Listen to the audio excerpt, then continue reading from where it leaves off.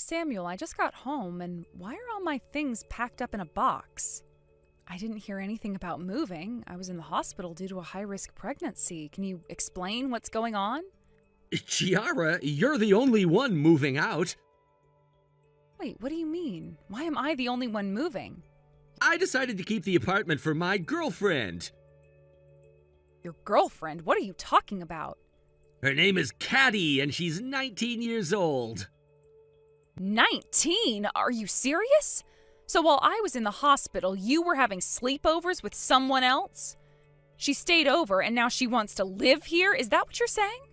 Yeah, that's exactly what happened. She loved the view from this high-rise tower apartment so much after spending time here that she said she wanted to live here. Wait a minute, you've already arranged for a moving company? When are they coming? Yeah, I set it up. They should be here soon. So let me get this straight. You've brought your girlfriend into our home? That is unbelievable. Hey, don't interrupt me while I'm talking. You don't get to tell me to be quiet when I'm hearing something I can't just ignore. This is a huge deal for us as a couple. Just listen to what I'm saying. I'm living here with my girlfriend now. You need to leave immediately. Until you move out, I'm gonna stay in a business hotel. So this means you're planning to divorce me? Yeah, I guess that's what it comes down to. So please, just go ahead and file for divorce. You think it's that simple? I am pregnant with your child. I just got out of the hospital after a serious health scare, and you're telling me that you've been cheating on me and now you want me to move out? What is this? It's not like I wanted to hurt you, but I'd rather live with Caddy than with you. So just hurry up and get out. If you don't leave, Caddy won't be able to move in. You see me as just a problem to be solved? You think I'm just in the way of your happiness? Yes, that's right. You're just an obstacle standing in the way of our love. All right. I see how it is. The obstacle will be out of your way then. Wait, you're actually agreeing to this?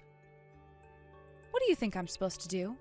You want me to stick around while you're making plans for your new life with someone else? About the divorce papers, what are you gonna do? From the sounds of it, you haven't even prepared them. Is that right? Oh, well, just write your name on them and leave them in the mailbox. I'll fill out my part and submit them to the office. I also need to pick up the marriage certificate with Caddy. I see. Sounds like you've thought all this through.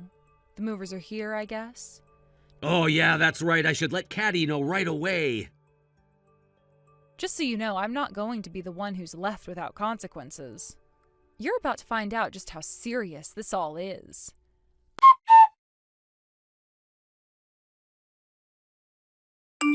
Caddy! Starting tomorrow, my wife is officially moving out so we can finally live together in the tower apartment. Oh, really? Oh, that's amazing! I made sure to clear out my wife's room completely so it's all ready for you. Thank you so much. I asked for that room and you made it happen so quickly. You want me to help you with your packing? No, that's okay. I'm in the final stages of getting everything sorted. Actually, I might have already canceled my lease on my current apartment, so I'm fully committed to moving.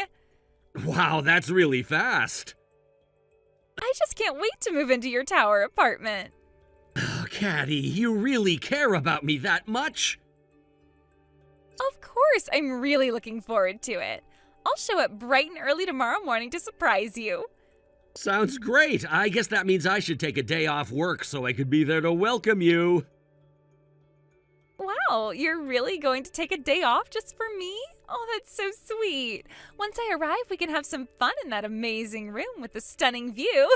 I can't wait to cuddle up with you there. Absolutely, I can't wait to see you. I'm really excited about you moving in and all the time we'll get to spend together. I've been dreaming about this day. The thought of living together, waking up next to you every morning, it's just so perfect. And I promise to make sure you have everything you need to feel at home. I want you to love living here as much as I do. I'm sure I will. Just being with you makes me feel so happy. I can already picture us decorating the place together, filling it with our memories. Exactly. We can create our own little world. Plus, I think the view from the apartment will be a perfect backdrop for our new life together. Yes, I can't wait to see that view every day. It's going to be our special place. I'll be counting down the hours until you arrive. It feels like a dream come true. Me too. Tomorrow's going to be the start of something amazing for us. I'm so ready for this new chapter in our lives. See you in the morning. See you soon. I'm counting down the minutes.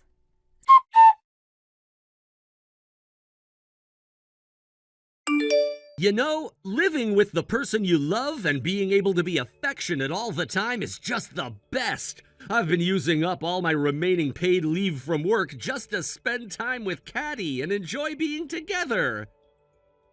Samuel, you've been off work for 2 whole weeks now.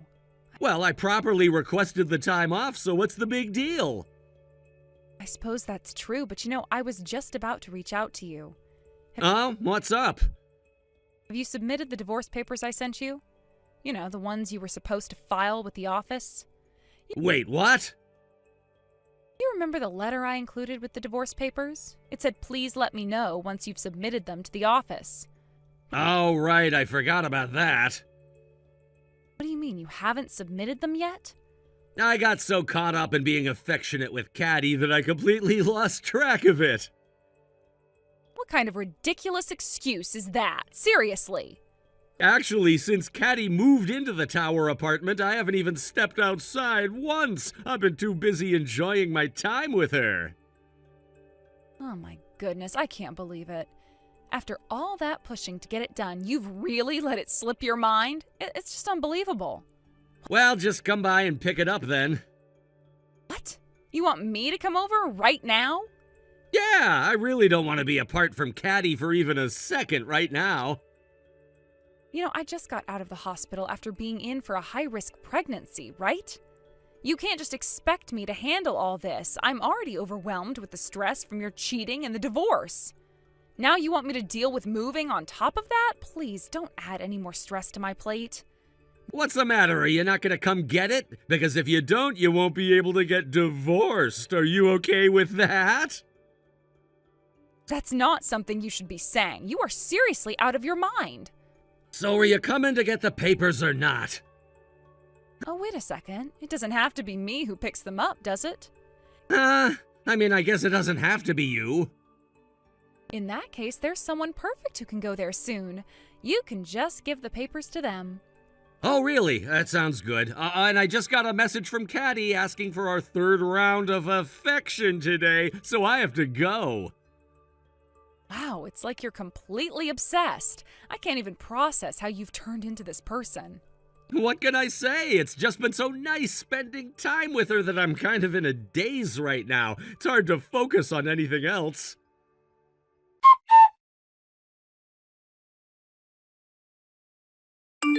Hey, Chiara, what's this about alimony and child support? You're seriously asking for alimony from Caddy, too? You've heard all about it from your lawyer, haven't you? No matter how much I hear, I can't accept it. I know you're jealous of the love that Caddy and I share, but this is just pathetic. Oh, come on. The common understanding is that the person who cheated has to pay alimony to the person who was cheated on. And it's also completely reasonable for child support to be paid when a divorce occurs. That's just how it works. Caddy and I are genuinely in love. At this point, you're the one who's become my cheating partner, so if anyone should be paying alimony, it should be you.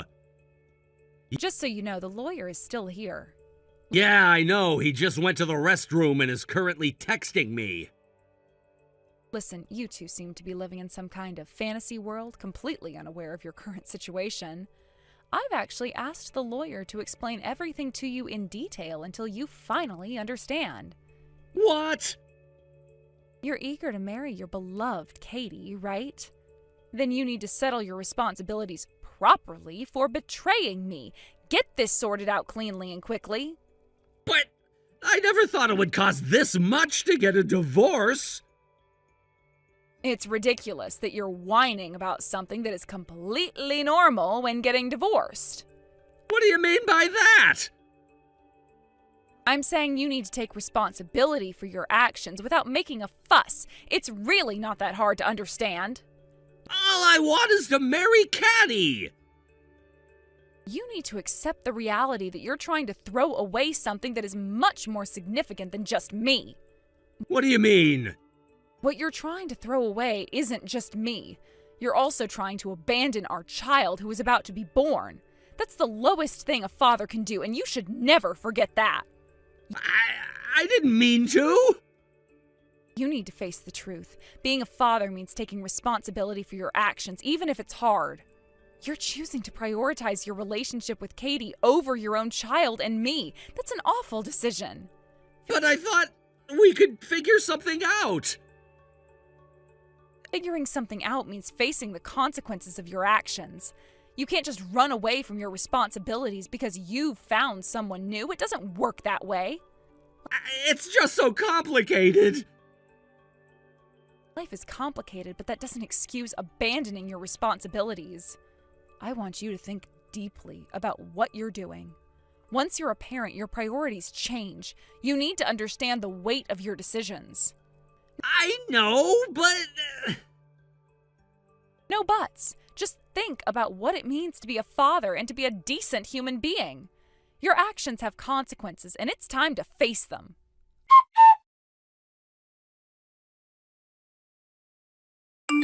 I've transferred the alimony and child support. You don't need to keep contacting me about it. I've been informed through my lawyer. Damn it! I ended up borrowing money from my parents because of this! Your parents told me they apologized for you. They even took money from their hard-earned retirement savings to help you out. On top of that, they had to cover the costs for your cheating partner as well. You better make sure you pay them back. Well, it's not like I have no means to pay them back, so I guess it's fine. I just thought it would be difficult to gather the money by the payment deadline, so I had no choice but to take out a loan temporarily. Oh, is that so? I'm planning to talk to Caddy about this, but I think I'm going to put the tower apartment up for sale. Wait, what? Even though it's a used property, the higher floors of the tower should fetch a decent price. If all goes well, I might be able to pay off the debt and even have some left over. Have you lost your mind? What do you mean? That apartment is a rental, you know. Huh? They have rentals in a tower like that? Of course they do. Why do you think you've been living there all this time? I thought you could only buy apartments in a tower. I assumed you bought it, and that since we got married, it would automatically belong to me as your husband. How could you have such mistaken belief? Wait, what? Why did I think that? You always act on your baseless assumptions and unreliable instincts. Anyway, it's a rental. Plus, it's in my name. What? You moved into the apartment I was living in before we got married. That means you don't have any right to sell it. And since we're getting a divorce, you can't live there anymore either. Wait! Well, you could continue living there if you change the lease into your name. But by the way, how much is the rent? It's $5,200 a month. 5,200? That's almost 3 times my monthly income. There's no way I can afford that. You haven't forgotten that I run a business with my best friend, right? Sure, I'm on maternity leave right now, but I have enough income to cover the rent on my own. Wait, what? You had a baby? I should mention that I successfully gave birth 3 days ago. Oh. But don't think you'll have any visitation rights. Once the child grows up, don't try to get involved in their life. Hey, Chiara, we should really reconsider this divorce. What? You're leaving me without a place to live. Well, I canceled the lease on that apartment. What? Why would you do that? We're not officially divorced yet. You can't just make that decision. Actually, we are divorced. I intended to submit the divorce papers as soon as I confirmed the transfer of alimony and child support.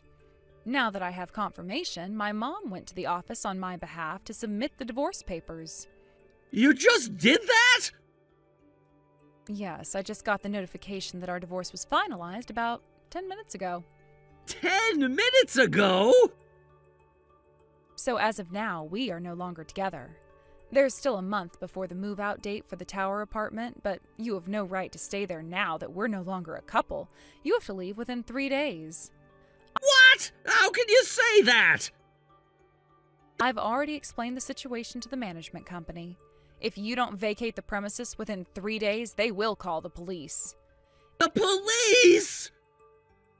If you understand, then please hurry up and leave. What am I supposed to tell Caddy? That's not my problem. Damn it!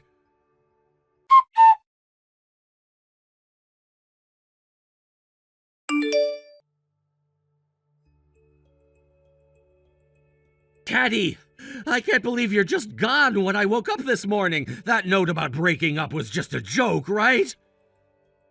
Shut up, you old man! Wait, what? I was so excited to finally be living in the tower apartment, but then I find out it's actually in your ex-wife's name. And on top of that, your income is only a third of hers because you're just a temp. How can you not even know that as her husband? Your head is way too empty. Caddy, you sound like a completely different person. This is just who I am, after all. You're broke, and you have no place to live, and you don't have enough brains to deal with anything, you loser. I've got nothing to gain from a middle-aged guy who's got absolutely nothing going for him.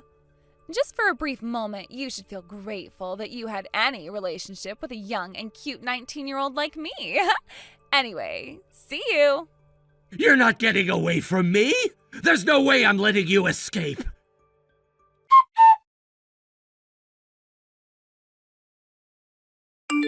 Although he sometimes seemed a bit lacking in intelligence, there was something endearing about that.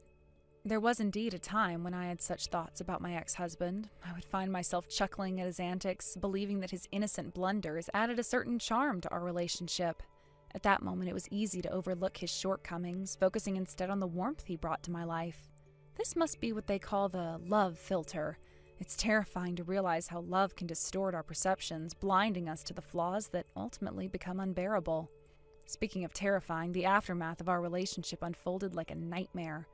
Just as it is often said that the end of financial support leads to the end of relationships. Samuel was unceremoniously dumped by Katie when the money ran out. It was a classic case of when the well runs dry, so does the love. However, what transpired next was beyond anyone's imagination. Simultaneously with his departure from their luxury apartment, he managed to morph into a stalker. The verbal abuse he unleashed during their breakup was so severe that, ironically, it seemed to ignite a twisted passion in his heart for Katie. It was as if those hateful words fueled his obsession rather than scaring him off. The cruelty of their parting left scars on both of them, but for Samuel, it seemed to morph into an unhealthy fixation on what he had lost. No matter how hard Katie tried to escape from him, Samuel would somehow appear out of nowhere like a ghost from her past. Sometimes he would look at her with a resentful gaze filled with an unspoken bitterness and anger. Other times he would show up with a creepy, overly cheerful grin that sent chills down her spine. His demeanor almost unsettlingly enthusiastic in the midst of his desperation. It was a jarring contrast, making Katie question his mental state even further. Even Katie, who had always been resilient and strong-willed, appeared to be significantly affected by the situation. The relentless nature of Samuel's pursuit seemed to take a toll on her mental state. It was like watching someone being slowly worn down by the relentless waves of an unyielding sea. The pressure just kept building, and she seemed to be reaching her breaking point. The psychological warfare he waged was exhausting, leaving her in a constant state of anxiety. Currently, it seems that both of them are undergoing treatment in separate hospitals, far from one another. It's as if they're each battling their own demons in isolation, perhaps trying to escape the tangled mess of their shared history. There's a cruel irony in their situation, as both are dealing with the consequences of their choices, but in vastly different ways. Each hospital room tells a story of regret, pain, and the desperate search for redemption. In retrospect, the relationship had always been a roller coaster ride. From the beginning, it was marked by highs and lows, laughter and tears. At first glance, they appeared to be the perfect couple, dazzling in their shared experiences and affection.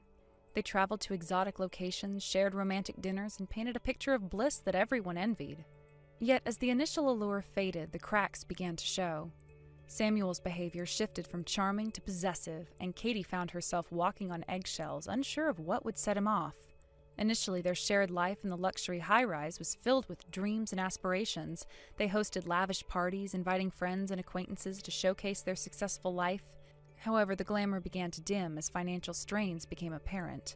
Samuel's job was not as stable as he had portrayed, and Katie's once thriving career faced unforeseen setbacks.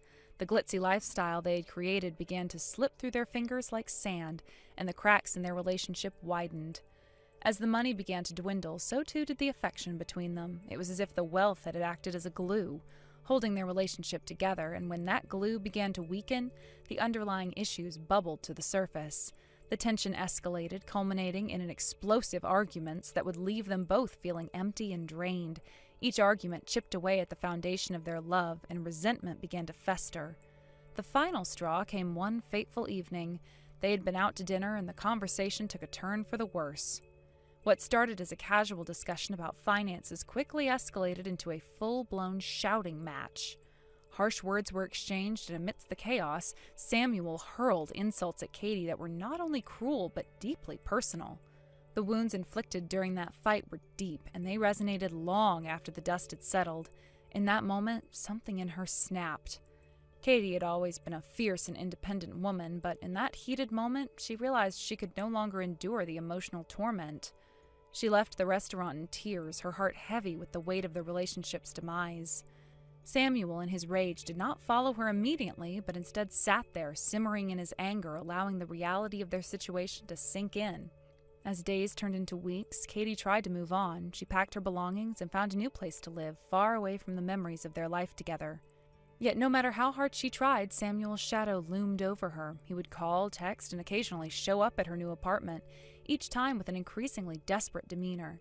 The emotional turbulence of their breakup manifested in Samuel's behavior, and it was clear that he was spiraling out of control. For Katie, the freedom she had longed for became a prison of fear.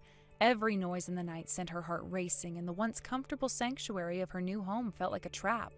The moments she had once enjoyed alone now felt suffocating, and the weight of her past loomed over her like a dark cloud. She had wanted to be free, but the very person she had tried to escape was now haunting her thoughts, turning her world upside down. The cycle of harassment escalated. Samuel's visits became more erratic. Sometimes he would appear with gifts, trying to win her back with grand gestures that only seemed more pathetic. "Look at what I brought you," he would exclaim, holding out an extravagant bouquet of flowers or a fancy dinner reservation, desperately attempting to rekindle the flames of their past. Other times, he would confront her with accusations and fear, his eyes wide with desperation. It was a terrifying juxtaposition, and Katie felt trapped in a horror movie with no way to escape. Katie soon realized that she needed to take drastic measures to protect herself. After consulting with friends and family, she made the difficult decision to seek a restraining order against him. It was a painful step, but it was necessary for her safety. She gathered her strength and recounted her experiences to the authorities, feeling both empowered and terrified. Each recounting of the harassment brought back waves of trauma, but she knew it was a necessary step in reclaiming her life. However, even with the restraining order in place, the fear lingered like a dark shadow. Samuel, feeling cornered and rejected, became more unpredictable. His obsession intensified, and Katie often found herself looking over her shoulder, anxious at every unfamiliar sound. She invested in security measures, installing cameras and an alarm system, but nothing could fully alleviate the sense of dread that followed her. The situation took an even darker turn when she learned that Samuel had been stalking her online. He would create false profiles on social media to follow her, keeping tabs on her every move. It felt like he was invading her life even more, and she was powerless to stop it. Each new alert on her phone sent her heart racing, a reminder that she could never truly escape him. The digital age had made it easier for him to stalk her from the shadows, further complicating her ability to find solace. Eventually, both of them reached a breaking point. The emotional turmoil and the weight of their past began to manifest physically. Katie found herself struggling with anxiety and insomnia, while Samuel's mental health deteriorated to the point where he was hospitalized. The news of his hospitalization reached Katie through mutual friends, a bittersweet piece of information that left her with mixed feelings and nothing more. Thank you for watching. Please subscribe and hit the like button. See you next time.